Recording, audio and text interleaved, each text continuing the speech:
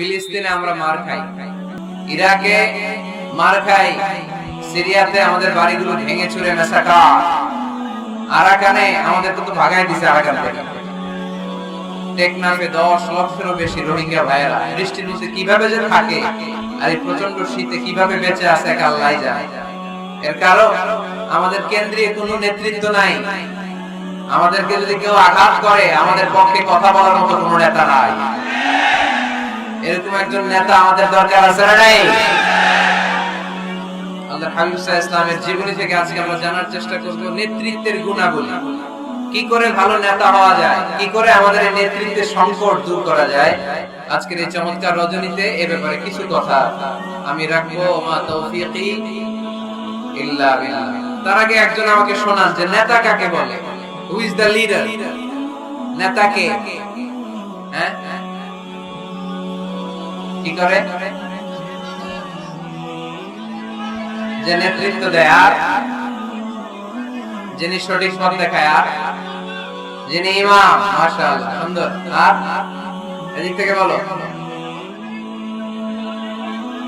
যার নির্দেশ মানে। মাশাআল্লাহ, অনেক কথা চলে আসছে। মাশাআল্লাহ, ঠিক আছে। তো হু ইজ দ্য লিডার? নেতা কাকে বলে এটা দিয়ে শুরু করি আজকে। নেতা হচ্ছে ওই লোক যে পথ দেখায়, ঠিক কি না? কল্যাণের পথ, সমৃদ্ধির পথ, উন্নয়নের পথ, জান্নাতের পথ, ঠিক কি না? লিডার কাকে বলে? The leader is one who knows the way, shows the way and goes the way. I repeat, আমি আবার বলছি, the leader is one who knows the way, who shows the way, who goes the way. নেতা তারে বলে who knows the way, যে পথ চিনে, নিজে পথ চিনে, shows the way, তারপর মানুষের পথ চিনায়, পথ দেখায়, তারপর goes the way, সবাইকে নিয়ে ওই পথে চলতে পারে। চিল্লায় বলি ঠিক কি না? নিজেও রাস্তা চিনে, রাস্তা চিনায়ও দিতে পারে, আবার ওই রাস্তায় সবাইকে নিয়ে চলতেও পারে। এজন্য নেতা ঠিক হওয়া দরকার। এটা হোক সামাজিক নেতা, হোক প্রতিষ্ঠানের নেতা, হোক মসজিদের নেতা বা ইমাম বা রাজনৈতিক নেতা, যে কোনো পর্যায়ে আল্লাহ তাআলা যাকে নেতৃত্বের জায়গায় বসিয়েছে উনি পথ দেখানোর দায়িত্ব নিয়েছে। তাই নেতা যদি পথ হারায়, পথ হারাবে অনুসারী। নেতা যদি পথ হারায়, পথ হারাবে বাংলাদেশ। নেতা যদি পথ হারায়, পথ হারাবে আমার লাল সবুজের পতাকা। এজন্য আমরা আমাদের সকল পর্যায়ের নেতৃবৃন্দদের জন্য এই প্রোগ্রাম থেকে দোয়া করি, আল্লাহ তাআলা ওনাদেরকে যেন সুপথে রাখে এবং আমাদেরকেও যেন ওনারা সঠিক পথে পরিচালিত করতে পারে। আমরা সবাই আওয়াজ করে পড়ব আমিন। The leadership is the matter of influence, it's not the matter of position. নেতৃত্ব এটা ইনফ্লুয়েন্সের ব্যাপার, এটা পজিশনের ব্যাপার। যে যত বেশি ইনফ্লুয়েন্সিয়াল, প্রভাব বিস্তারকারী, সে তত বড় নেতা। এটা ঠিক। কেউ যদি পজিশন পায় সেও নেতা, পজিশন পাইলেও নেতা। একটা দায়িত্বে বসে, একটা চেয়ারে বসে দায়িত্ব পালন করতে করতে তার মধ্যে অনেক যোগ্যতা চলে আসে, কিন্তু আসল নেতা তিনি, যিনি প্রভাব বিস্তারকারী, ইনফ্লুয়েন্সিয়াল। এবার বলেন তো, আমার নবী বিশ্বনবী মুহাম্মদ রাসূলুল্লাহ সাল্লাল্লাহু আলাইহি ওয়াসাল্লাম উনি প্রভাব বিস্তারকারী নেতা ছিলেন কি ছিলেন না?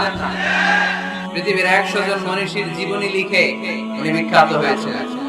100 জন বিখ্যাত প্রভাব বিস্তারকারী নেতাদের মধ্য থেকে তিনি সর্বপ্রথম র‍্যাঙ্কিং এ যার নাম দিয়েছেন তিনি হচ্ছেন মুহাম্মদ সাল্লাল্লাহু আলাইহি ওয়াসাল্লাম। আপনাদের খুশি লাগে না? The 100 বইয়ের নাম, a ranking of the most influential personality in the world. পৃথিবী কাঁপানো 100 জন মনীষীর জীবনী তিনি লিখেছেন। আর 100 জনের মধ্যে নাম্বার 1 কারে দিয়েছেন? আওয়াজ করে বলেন, নাম্বার 1 কে? তিনি প্রভাব বিস্তারকারী নেতা ছিলেন। এজন্য নেতা যদি পথ হারায়, খবর আছে, ঠিক কি না? আমরা নেতাদের জন্য দোয়া করি ওনারা যেন পথ না হারায়।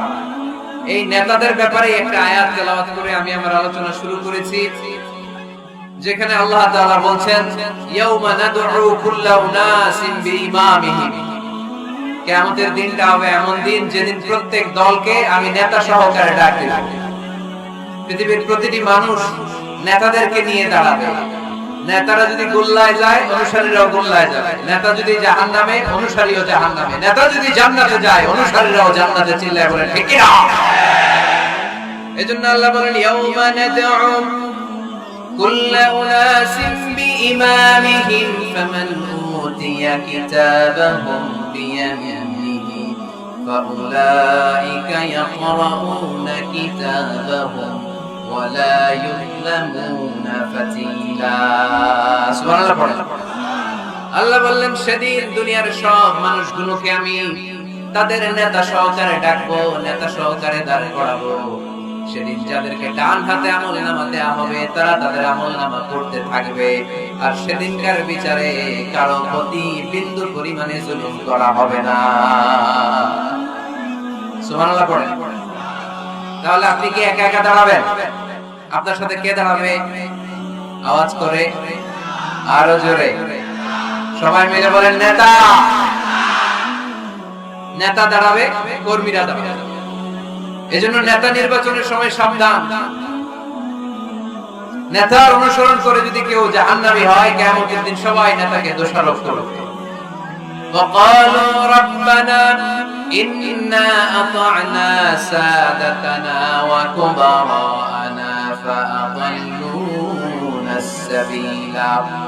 সেদিন তারা বলবে হে আমাদের রব, আমরা আমাদের নেতাদের অনুসরণ করেছিলাম আর নেতারা আমাদেরকে ভুল পথ দেখিয়েছে। আজকে আমাদের আগে নেতাদেরকে আপনি শাস্তি দেন, নেতাদেরকে আগে জাহান্নামে ফেলেন, তারপরে নেতাদের পরে আমরা জাহান্নামে ঢুকবো। এজন্য প্রিয় ভাইরা, নেতা নির্বাচনের সময় সাবধান। যে কোনো নেতা, এটা রাজনৈতিক নেতা হতে হবে নট নেসেসারি, আমাদের সামাজিক কোনো অঙ্গ সংগঠনের নেতা, সামাজিক প্রতিষ্ঠানের নেতা, যে কোনো জায়গায় নেতা বানানোর সময় আমরা সাবধানে থাকবো। এবং নেতা যদি ভুল করে ফেলে ওনাকে ভদ্রভাবে শুধরে দেয়া, এটাও আমাদের দায়িত্ব। আওয়াজ করে বলতে হবে ঠিক কি না? ঠিক। মসজিদের ইমাম সাহেব উনি মসজিদের নেতা, ঠিক কি না? আওয়াজ করে বলেন তো ইমাম মানে কি? আরো জোরে বলেন। ইমাম সাহেব জোহরের সালাতে 2 রাকাতের পরে বসার কথা, ইমাম সাহেব দাঁড়ায় গেছে, কি করবেন? কি করবেন? ইদা নাবা আহাদুকুম শাইউন ফি সালাতিকুম ফালিয়ুসাব্বিহ। পিছন থেকে আমরা সুবহানাল্লাহ পড়ব, ঠিক কি না?